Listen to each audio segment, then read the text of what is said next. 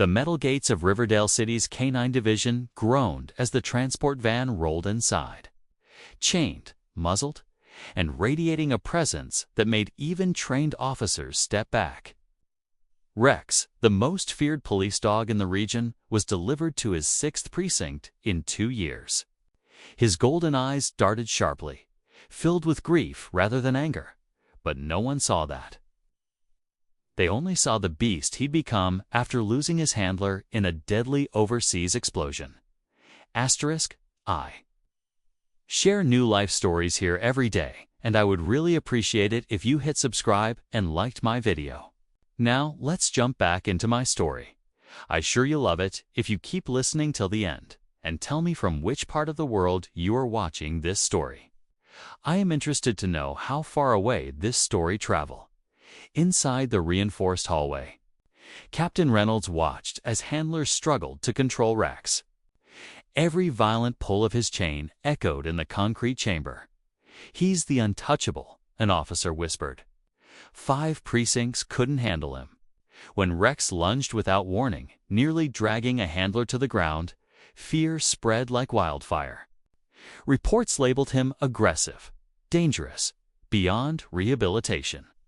But none mentioned his nights of painful howling or the memories that clawed at him like ghosts by nightfall. Rex lay in an isolated kennel at the far end of the facility, pacing circles with a restless rhythm. Every sound felt like a threat. Every shadow reminded him of the battlefield where he'd lost Sergeant Cole Evans, the only human he had ever fully trusted. Thunder cracked across the sky, and Rex flinched, haunted by the memory of the explosion that tore his world apart. The station called him a monster, but his fury was only heartbreak wearing teeth. The next morning, Officer Mark Jensen read through Rex's transfer file with a sinking feeling. He'd seen dogs like this before, broken soldiers trapped in their trauma. Reynolds approached him with a heavy request. "I need you to assess him." Mark nearly refused. "Captain, you've seen his record. He's unpredictable. Dangerous," but Reynolds insisted. "He doesn't need control. He needs someone who listens."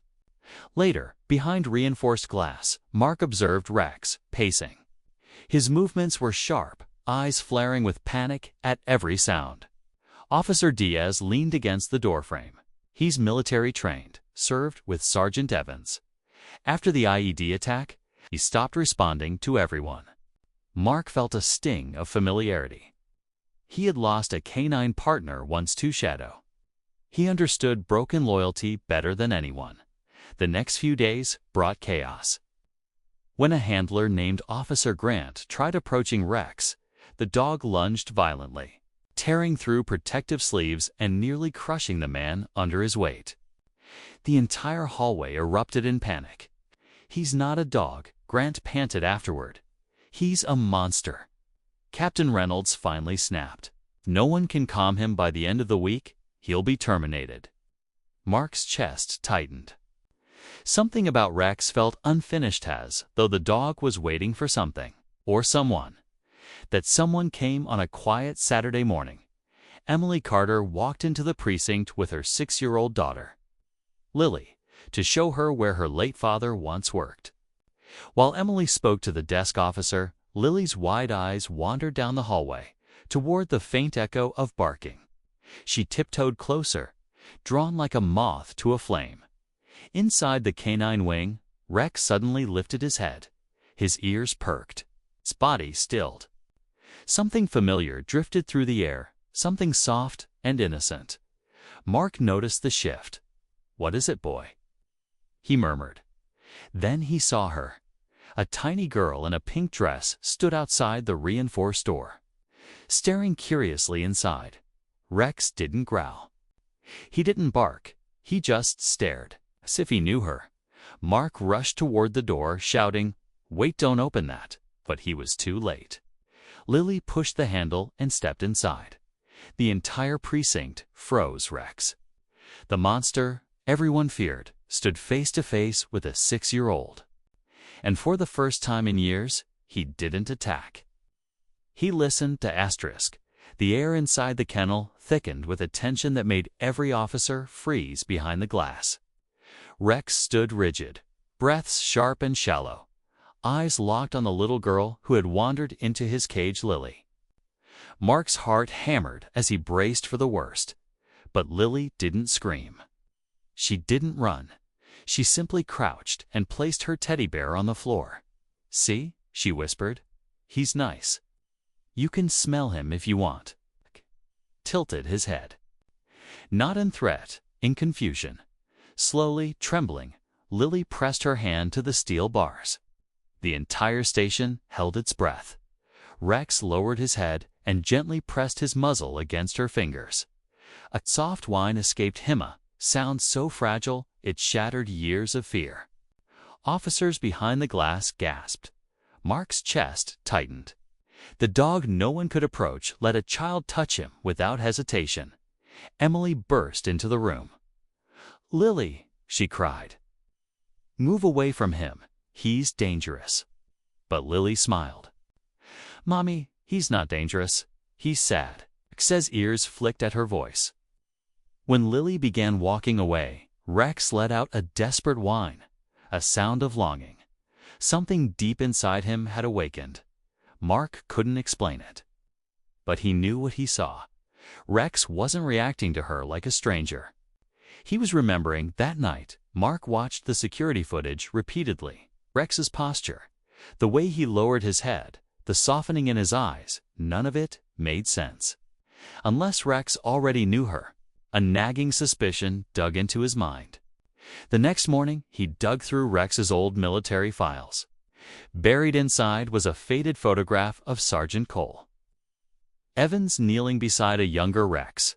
Beside them stood a woman holding a toddler with bright eyes and little pigtails. He turned the photo over.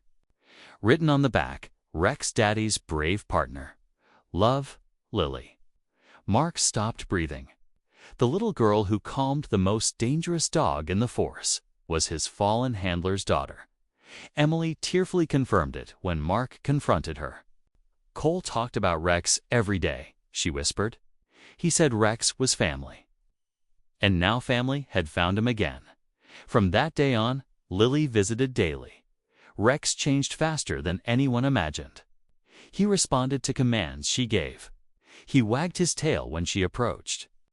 He ate, slept, and behaved calmly for the first time in years. He pressed his muzzle through the bars each afternoon as if waiting for her return. "He remembers us," Emily whispered one evening. "He never forgot," Mark added softly. But fate wasn't done testing them. A massive storm hit the city one night, lightning tearing the sky open. Inside the canine wing, Rex panicked as thunder roared. Memories of the explosion that killed Sergeant Evans crashed into him like waves. He lunged at his kennel door, and the bolt snapped. By the time officers reached the hallway, Rex was going to know the storm. Across town, Emily's car broke down on the road near the old bridge. Rain hammered the windshield. Before she could call for help, Lily gasped, "Mommy, it's Rex." And through the flashes of lightning, he appeared in the middle of the road, soaked, shaking, eyes wild. He barked urgently, then sprinted into the woods. "He wants us to follow." Lily cried and dashed after him. Emily chased her, panicked. Meanwhile, Mark sped through flooded streets after hearing dispatch announce a missing child near the East Bridge. His blood turned cold. "Lily? And Rex," he muttered. Deep in the woods, Rex barked desperately as Lily struggled through mud. A loud crack echoed, the ground beneath her gave way. She screamed as she slipped toward a ravine. Rex dove forward, grabbed her jacket, and dug his claws into the earth, pulling with every ounce of strength. Rain blurred his vision. A falling tree struck his side, tearing him open, but still he didn't let go. With one final heave, he pulled her to safety before collapsing. Mark arrived seconds later, scooping Lily into his arms and kneeling beside the wounded dog. "Good boy," he choked. "You saved her." Rex finally closed his eyes. Exhausted hours later at the emergency hospital, Rex lay bandaged and weak. Lily approached him with trembling hands. "You came back," she whispered. Rex's tail gave the faintest thump. Emily wiped her tears. He remembers his family. 2 months later, snow-blanketed Riverdale as officers gathered for a ceremony. Rex stood proudly beside Lily and Emily, a silver badge tied around his collar. The feared monster was gone. In his place stood a hero reborn. Captain Reynolds stepped forward. For bravery beyond duty. We honor Rex as an honorary officer. Applause echoed. Lily wrapped her arms around Rex's neck. "Welcome home, Rex," she whispered. And for the first time in years, Rex felt exactly that home. Asterisk. Thanks for watching till end. Please like and subscribe my channel. I will be very thankful to you.